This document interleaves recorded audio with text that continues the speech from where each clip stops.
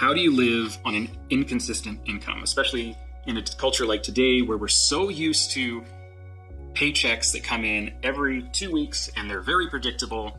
Living on an inconsistent income as an artist or an entrepreneur or a contractor of some sort can be very intimidating, I think, to a lot of people.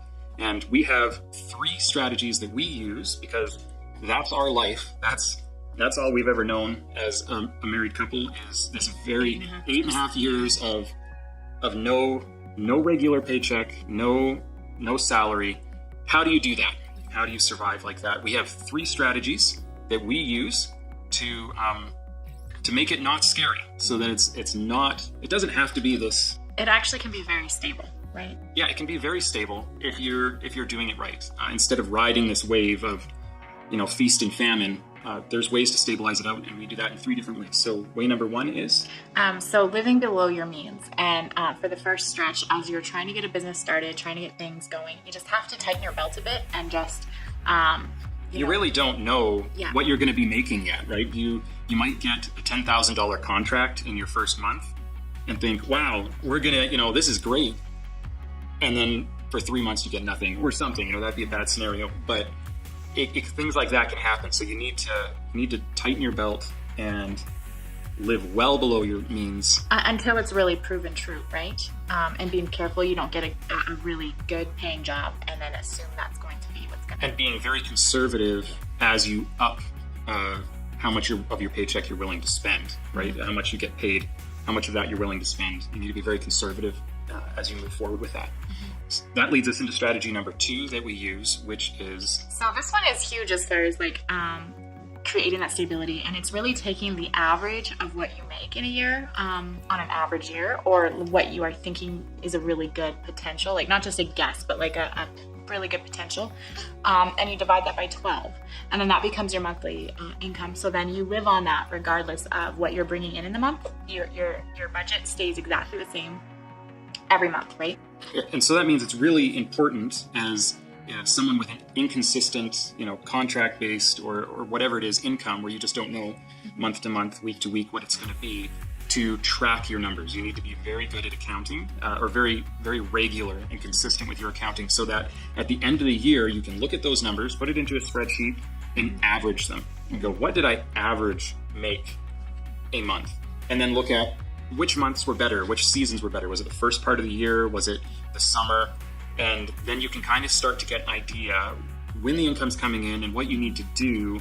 And as you go forward, right, year to year, you'll start to get a better and better idea what that average is and what the trajectory is, whether it's going up or down. And Yeah, and I was just going to say, not just even accounting is really important when you're doing your own business, but budgeting and actually setting boundaries for yourself as far as, this is what I'm going to spend on groceries. This is what I'm going to spend on clothing. This is what I'm going to spend on gas. And really not just accounting for what's coming in and out, but actually accounting for what you are going to spend on each category and trying to stay as close to that as you can. Which puts us into strategy number 3, which is to have an emergency style savings account. 3, 6, 12 months of savings ahead of time, so that when you get paid for however you get paid, most of the money is going to go into that account. I think of it almost like you have your own bank. Instead of relying on borrowing from a bank or some sketchy, what do they call those things? They're like these little shops where you can go in and get a terrible loan, right? A paycheck early. Instead of relying on one of those places, which will get you into... I don't remember what they're called, so they're just that idea. Yeah, instead of doing that, which will get you into all kinds of trouble, you create your own bank, which you can borrow from. So most of it goes into this emergency slush fund account. And as you go through months which you make less, you borrow from yourself from that account to pay your bills and to keep within your budget. So you kind of can have a regular set boundary that every month you're going to have this much for groceries, because you can pull it from that account regardless of whether you're making money that month or not. So the idea is that you can pull from it when you're going through a drier, harder spell, and then you put into it when you're really doing well, right? And so the idea you pay yourself back, right? You pay the loan back. The idea is that you kind of have that there, and hopefully you don't really have to dig into it most years. It's there, and it kind of money comes in and out of it, but the idea is to kind of keep it at a certain amount so that you can have that runway. And that takes out a huge amount of stress in terms of... Huge amount of stress, because you're not really spending the paycheck that comes in. When somebody pays you, you're not really spending that. You're spending the money that you made 6 months ago or 12 months ago, right? Because you have that in savings, and then you're just paying it back, paying back yourself, so that savings account stays there. And then you can, as you get better at your business, you can conservatively increase what your budgets are if you feel like you need to, to free yourself up and maybe, not live quite as tightly. And the easiest way we found to do that is with a software called You Need a Budget. We really, really love that software. It really helps you do that. That's the way it's set up.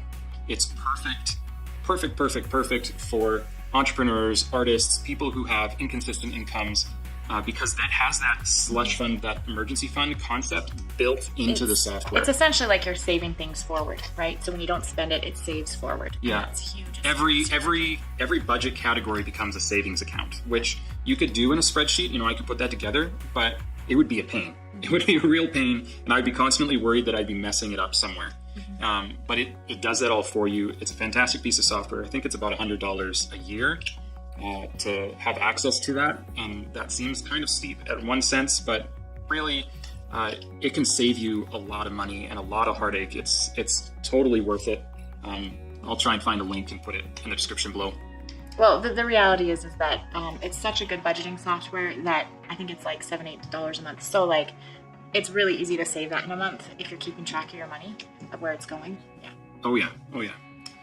So I'm not really sure how to end this because we're just trying this for the first time. Basically, we're calling this a couch session, even though we don't have a couch. We got a chair right there, and we're sitting on the floor. But basically, where Jill and I will just answer specific questions that you guys have. If you have a question that you would like answered or thoughts on, you can put it in the comments below, and we would love to make a video about it and answer it for you. Go ask that question, and we'll see you in the video that we make answering that question. We'll see you guys next time.